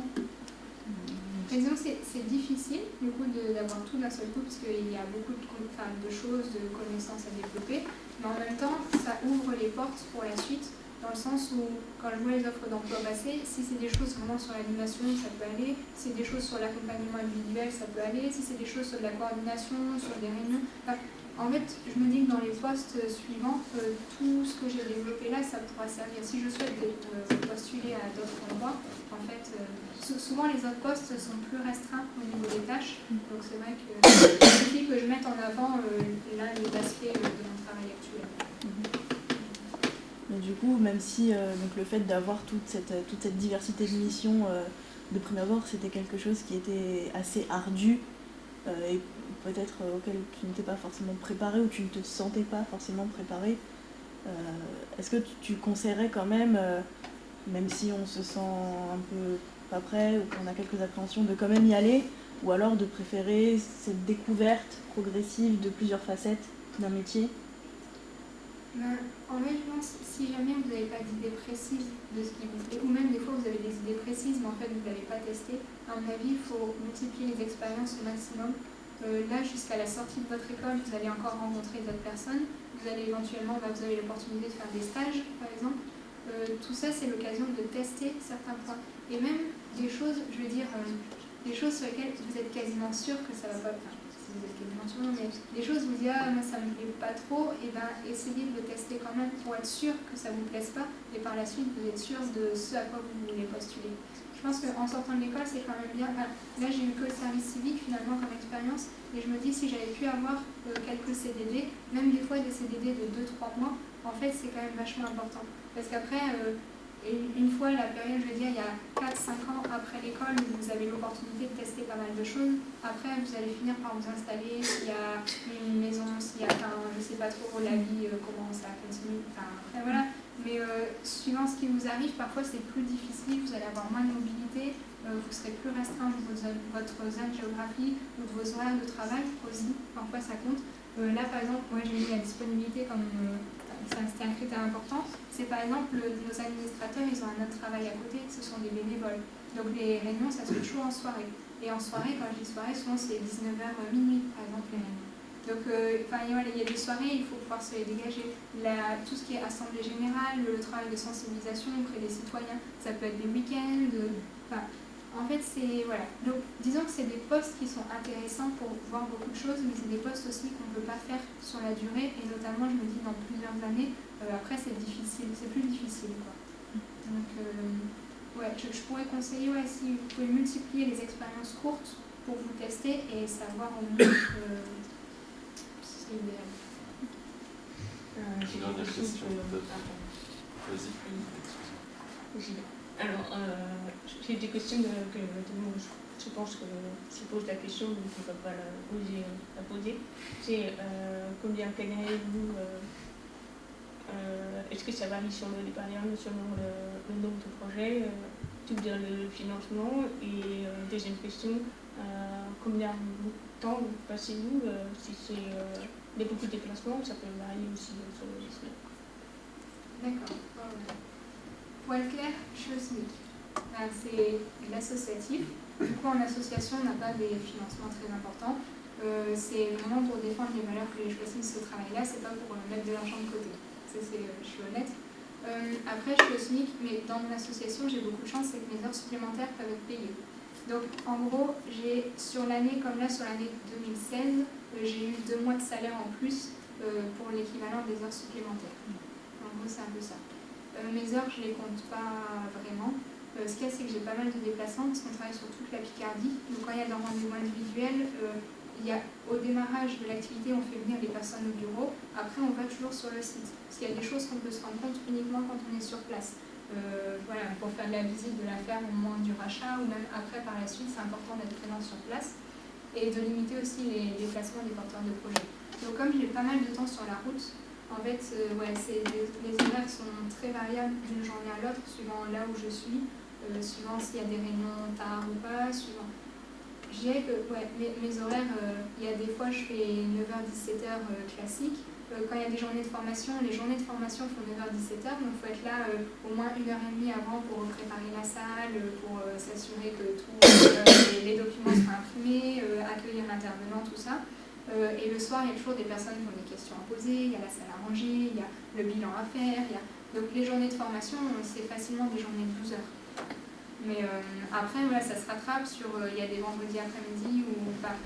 Il y a plein de vendredis après-midi où je ne travaille pas. je m'arrange pour ne pas avoir de rendez-vous. Il y a très peu de réunions qui tombent le vendredi. Du coup, le vendredi midi, j'arrive facilement à partir pour aller travailler sur la ferme pour le week-end. Enfin, il y a des arrangements. Disons que c'est un poste où je suis libre de mon emploi du temps. À part les réunions, vraiment, on n'a pas le choix de les mettre où on veut. Sinon, tout ce qui est rendez-vous individuel, je les place là où j'ai envie. Et même les formations, on est à 2, donc on peut se dire, en fonction de ma collègue, si elle prend des congés à telle période, du coup, je vais animer les formations pendant ce temps-là.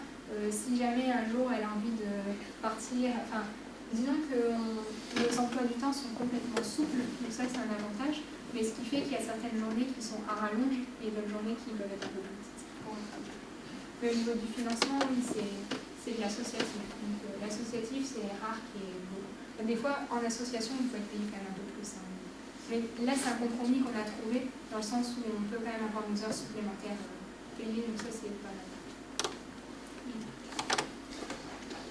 Une dernière question courte, si possible. Juste, tu nous as parlé de 2 stages de 6 mois et j'ai pas bien compris si un des deux en fait était ton MFE ou pas. Le MFE, c'est le stage de fin d'études. Oui.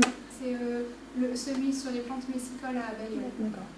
Et est-ce que tu dirais juste très succinctement que ce sujet-là a vraiment conditionné après ton parcours, notamment sur ton CV ou sur Absolument pas.